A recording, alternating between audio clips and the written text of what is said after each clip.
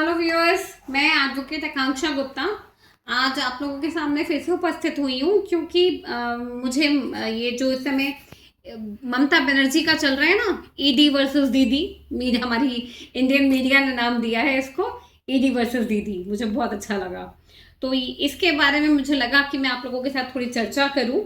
ये हुआ क्या? ईडी ने एक प्राइवेट कंपनी पर रेड करी। रेड क्यों करी? कोलगेट के स्कैम के कनेक्शन में ईडी का क्या काम होता है?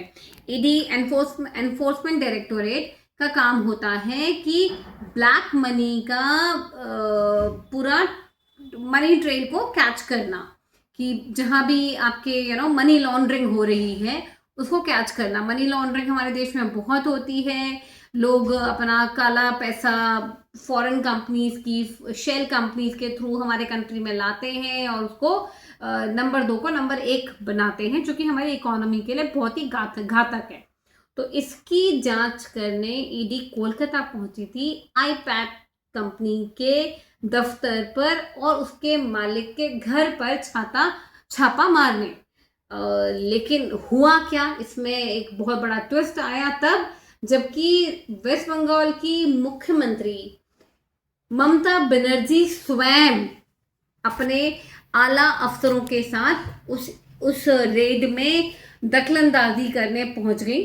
दखलंदाजी करने ही नहीं पहुंची, सिर्फ उन्होंने वहां जाके बहुत सारे डॉक्यूमेंट्स, फाइल्स जबरदस्ती ले लिए, ऐसा ईडी का कहना है वाया मीडिया रिपोर्ट्स। और कुछ इलेक्ट्रॉनिक एविडेंसेस भी लिए। वो तो पिक्चर सब जगह वायरल है ही, जो उन्होंने हाथ में एक हरे रंग की फाइल पकड़ी हुई है और उसके साथ एक फ़ोन भी है। और ये भी मीडिया रिपोर्ट्स में देखा ही था हमने कि एक गाड़ी में भर के बहुत सारी फाइल्स गई थी, तो वो ये लेकर चली गई। अब ये होता है एक कॉग्निजेबल ऑफेंस। अब मैं आपको एक्सप्लेन कर दूंगी कॉग्निजेबल ऑफेंस क्या होता है। कॉग्निजेबल ऑफेंसेस वो ऑफेंसेस होते हैं जो कि क्राइम की श्रेणी में थोड़े उच्चतम कैटेगरी के होते हैं। मतलब क्राइम की श्रेणी में उच्चतम, हमारे सामाजिक दृष्टिकोण से निम्नतम। जैसे कि heinous crimes like rape, murder, robbery, डकैती, ये सब कॉग्निजेबल ऑफेंसेस की श्रेणी में आते हैं, जिन पर की पुलिस को पावर होती है, पुलिस को अथॉरिटी होती है कि वो स्वतः एक्शन ले सकती है। उसको किसी मजिस्ट्रेट के अप्रूवल की, परमिशंस की, कंसेंट की जरूरत नहीं है, किसी कोर्ट के आदेश की जरूरत नहीं होती। पुलिस को ले सकती है और लेना चाहिए, they are bound to do that. तो ये कॉग्निजेबल ऑफेंस था कि आप ईडी जैसी एक सेंट्रल एजेंसी जो कि पब्लिक ऑफिसर्स ऑन ड्यूटी थे, उनके कार्य में हस्तक्षेप कर रही हैं और उनसे एविडेंस छीन कर लेकर आ रही हैं। कोई और साधारण महिला या पुरुष होते ममता बनर्जी की जगह, तो ऑन द स्पॉट गिरफ्तार कर लिए जाते और जेल में भेज दिए जाते। लेकिन ममता बनर्जी के साथ ऐसा नहीं हो पाया, क्योंकि कोलकाता की पुलिस, वेस्ट बंगाल की पुलिस भी वेस्ट बंगाल की मुख्यमंत्री के अधीन आती है, तो उनकी गिरफ्तारी तो नहीं हो पाई। लेकिन ईडी ने इसमें याचिका दायर करी, पहले हाई कोर्ट में करी, रिट पिटीशन। मैंने आपको एक बार बताया था, आप अगर कहेंगे तो मैं उसका कमेंट आपको उसका लिंक आपको कमेंट बॉक्स में दे दूंगी, कि रिट पिटीशन फाइल करी अंडर आर्टिकल 226 हाई कोर्ट में। पर हाई कोर्ट में हियरिंग के दौरान बहुत ही दुखद तरीके से तृणमूल कांग्रेस के कार्यकर्ताओं ने और नेताओं ने इतना शोर शराबा, हल्ला गुल्ला मचाया कि हियरिंग हो ही नहीं पाई। तो फिर हियरिंग करने के लिए पिटीशन फाइल करी ईडी ने under article 32 of constitution directly to the supreme court, the same writ petition, जिसमें कि जो मेनली जो ईडी ने डिमांड करी कि भाई हमारी डेमोक्रेसी रूल ऑफ लॉ से चलती है, और रूल ऑफ लॉ का मतलब होता है कि कानून की नजरों में सब बराबर हैं, चाहे वो मुख्यमंत्री हो या प्रधानमंत्री हो। अब अगर ये मुख्यमंत्री ने कुछ गलत किया है तो उनके खिलाफ भी उसी तरह से एक्शन लिया जाना चाहिए जिस तरह से किसी भी साधारण व्यक्ति के खिलाफ लिया जाना चाहिए। तो जैसा कि मैंने आपको बताया कि ये कॉग्निजेबल ऑफेंस है, एक ऑन ड्यूटी पुलिस को जो कानूनी प्रक्रिया के तहत अपना काम कर रहे थे उनके काम में हस्तक्षेप करना, उनसे एविडेंसेस ले आना और उनको काम ना करने देना। तो इस पर सुप्रीम कोर्ट ने अपना बहुत ही बहुत ही चिंता जाहिर करी कि हाँ, रूल ऑफ लॉ तो होना ही चाहिए, क्योंकि रूल ऑफ लॉ के अधीन there is a supremacy of the law, सामने कोई भी बैठा हो। इसके अलावा इसमें रूल ऑफ लॉ के अकॉर्डिंग जो भी कोई काम आप करोगे वो आपको कानूनी प्रक्रिया के तहत ही करना पड़ेगा। जैसे कि हमारी एनफोर्समेंट डायरेक्टोरेट कर रही थी कि भाई वो वारंट लेकर आई थी, उन्होंने जो भी प्रोसीजर्स थे वो प्रोसीजर्स फॉलो किए थे ये रेड डालने से पहले, तो वो कोई भी एक्शन आपको लेना ही पड़ेगा।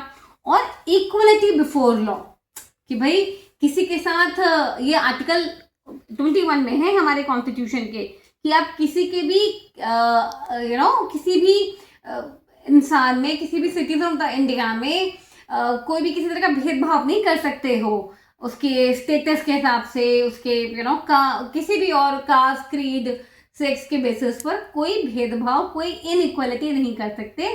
कानून की नजरों में सब बराबर हैं। तो ये रूल ऑफ लॉ पर टिप्पणी सुप्रीम कोर्ट ने बड़ी सख्त करी है राज्य सरकार के खिलाफ, ममता बनर्जी के खिलाफ।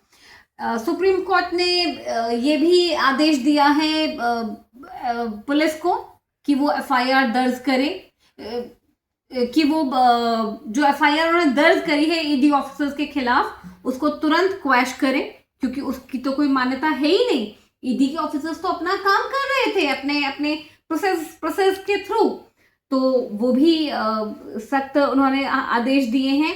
और उन्होंने ममता बनर्जी को और ममता बनर्जी के साथ आए जो बंगाल पुलिस के आला अधिकारी थे उनको नोटिस भी जारी किए हैं कि वो आए और आके अपना पक्ष रखें कि भाई उन्होंने जो किया वो क्यों किया और उन्होंने वो किया या नहीं किया।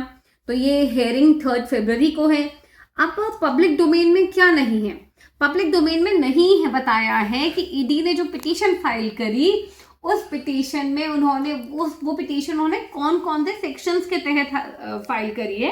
तो मैंने इस पर थोड़ी सी स्टडी करी कि कौन कौन से प्रोबेबल सेक्शंस डाले हो सकते हैं ईडी ने। तो इसमें मुझे जो समझ में आया वो आए बीएनएसएस के भारतीय